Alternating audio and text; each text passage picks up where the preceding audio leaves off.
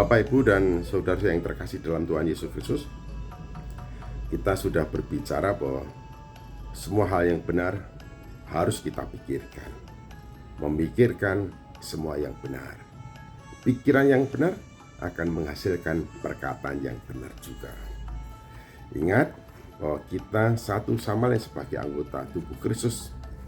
Kita adalah satu tubuh di dalam Tuhan Yesus Kristus.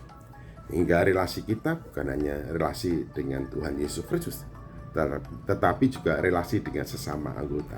Karena itu, buanglah segala dusta dan berkatalah benar. Ingat, buanglah segala dusta dengan segala kejahatannya dan juga berkatalah benar. Ini yang menjadi catatan penting untuk kita semuanya, bahwa karena kita seorang akan yang lain adalah sesama anggota, maka jangan pernah sekali-kali berdusta. Berkata benar seorang dengan yang lainnya. Dusta yang terungkap atau tidak terungkap sesungguhnya hanya akan merusakkan hubungan seorang dengan yang lainnya.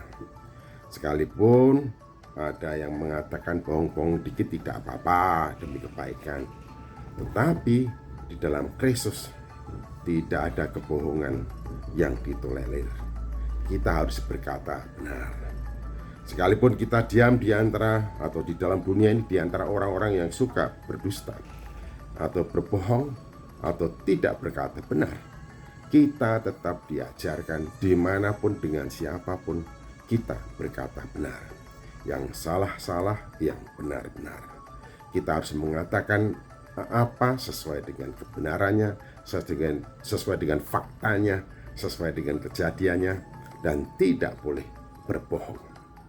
Ingat, kebohongan hanya akan merusakkan hubungan kita dengan sesama, dan kebohongan juga menghancurkan hubungan kita dalam kehidupan dimanapun kita ini berada.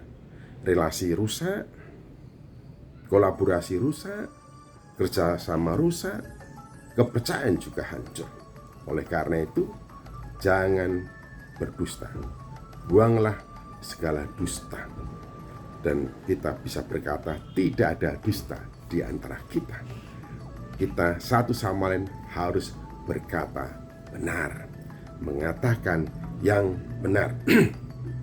Berterus terang tentang kebenaran memang bukan sesuatu yang mudah. Ada risikonya, apalagi ketika kita berterus terang di antara mayoritas yang suka berdusta.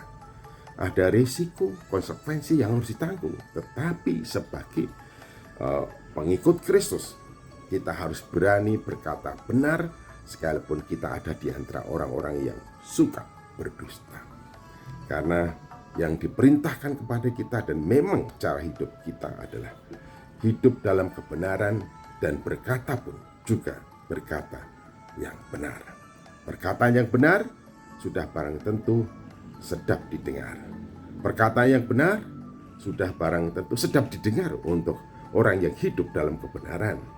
Namun kalau orang itu tidak hidup dalam kebenaran, perkataan yang benar bisa memerahkan mata, memerahkan kuping, dan bisa menjadikan orang-orang yang tertempelak oleh karena kebenaran itu menjadi marah. Tetapi ini adalah bagian dari konsekuensi dan risiko berkata benar.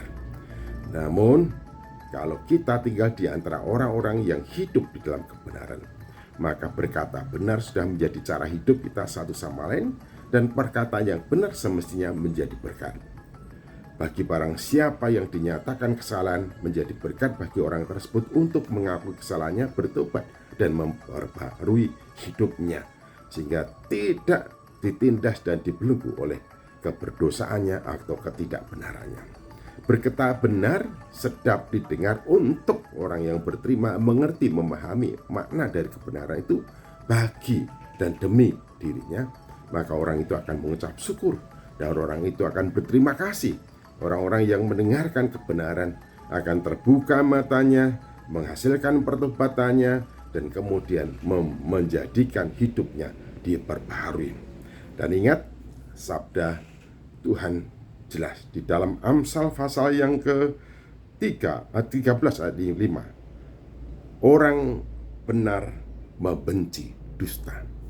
Di dalam Kolose 3:9 mengatakan, janganlah kamu saling mendustai. Jadi tidak ada dusta di antara kita. Kita semua sebagai sesama anggota tubuh Kristus selalu berkata benar seorang dengan yang lainnya, dan tiada dusta di antara kita. Tuhan Yesus Kristus memberkati.